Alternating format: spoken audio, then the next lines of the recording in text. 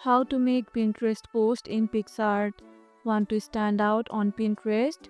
Let's make a scroll-worthy post using Picsart. First, open a new canvas with 1000 into 1500 pixels. It's Pinterest preferred vertical format. Choose a background that matches your needs.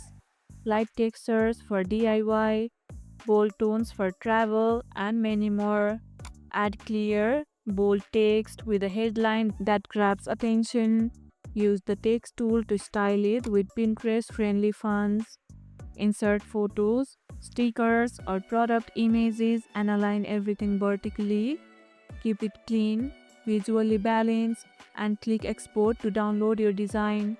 What kind of pins do you make? Recipes, designs, or inspiration boards? Let me know in the comments below. Add your logo or website at the bottom to boost recognition and traffic.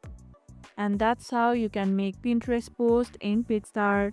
And if this video helped, hit the like button, share it, subscribe, and leave a comment. Thanks for watching, and I'll see you in the next one.